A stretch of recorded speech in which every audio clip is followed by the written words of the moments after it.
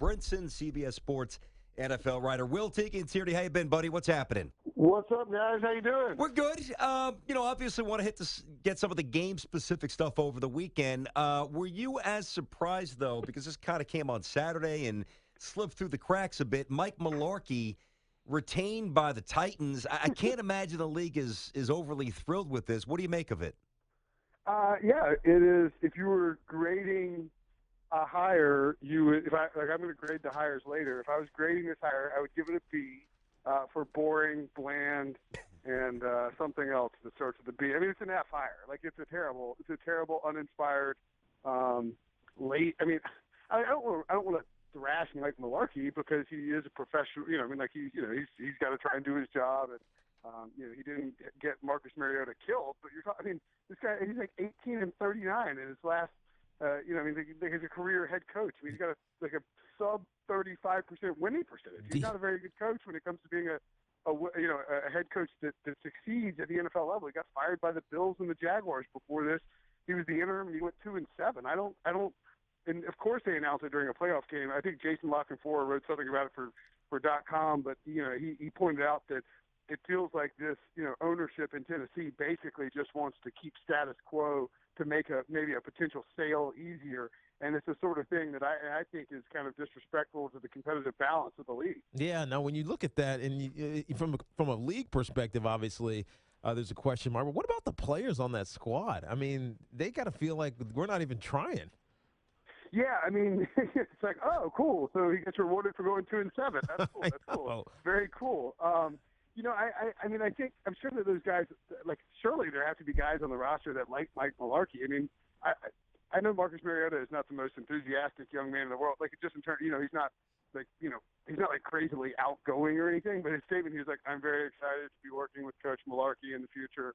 I cannot wait for 2000." He just sounded like he sounded sad. Like he's like morose about the whole thing. And yeah, I mean, I have to imagine that a team that finishes with the second overall pick, drafts a franchise quarterback, is bad enough to finish with the first overall pick coming up, and then retains a head coach who got them that first overall pick. It says, hey, we have no problem if we end up with another first-round pick or another first overall pick in 2017.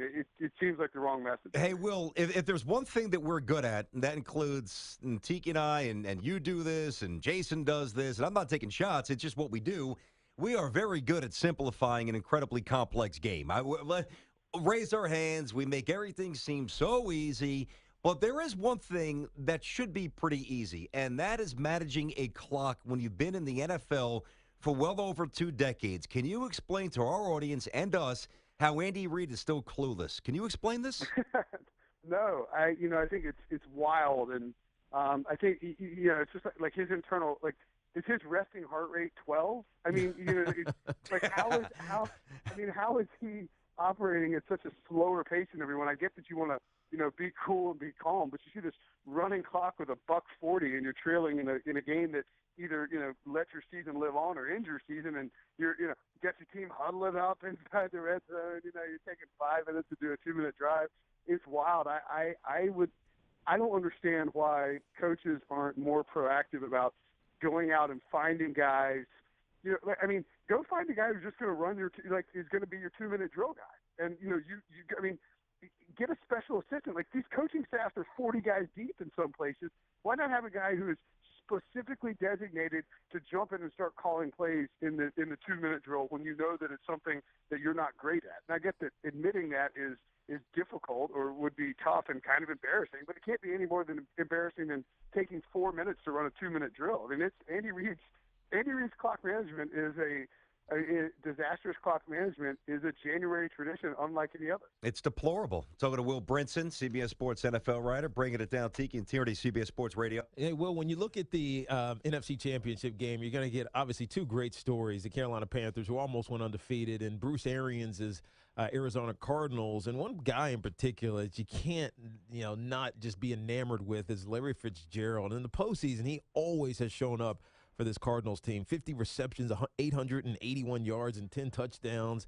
What about him, and I think in particular under Bruce, has made him such a marquee, on the money, when I need to make a play guy for this team?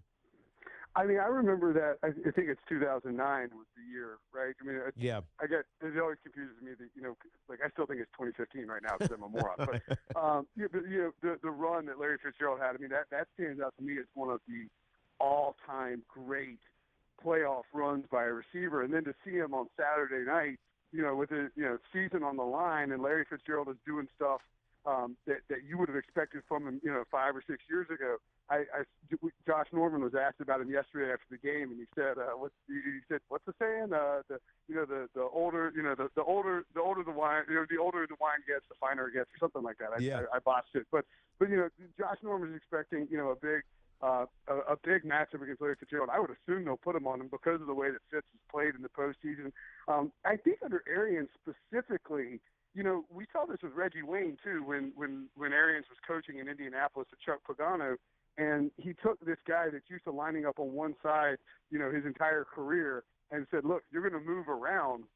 And what it ultimately did was, it forced a guy, and I think you see this with lots of different situations. Like Phillip Rivers when he got a new offensive coordinator and Ken Wisenhunt, you're forced to learn a new system or learn new things after you've been doing something really well for a really long time. And it kind of gives you a little extra juice, and I think you've seen that from Larry Fitzgerald, having to move around the field and play different positions as a wide receiver, and to travel and to run different routes out of those different positions has kind of allowed him to elevate his game. And I think now that he's comfortable in this new system, we've seen that rejuvenation this year, and he likes to shine when the playoffs are on the line and when the game's at its biggest stage, and I wouldn't expect anything less from him on Sunday night. Yeah, when we look at the matchup, and it's obviously Cam Newton who's likely to win the MVP, but so much of what Carolina's success is based on is their defense and the playmaking ability of all those guys. You mentioned Josh Norman, but Luke Kuechly, who had the pick six. Are they going to be able to get after Carson Palmer in a way similar that Green Bay did? Because as good as he played, he actually made a lot of mistakes in the game. Yeah, and look, that was you could, if you're watching the game and following on Twitter, you could see the narrative creeping up about, look at the old Bengals quarterback coming up. It's totally unfair, but we were almost in a situation where everybody associated with the Bengals lost in their first playoff game. Mike Zimmer, Jay Gruden, Carson Palmer, and the Bengals themselves. And then, Palmer got really, really lucky on that tip pass that ended up being a touchdown. But some of the throws he made, he's unafraid to pull the trigger.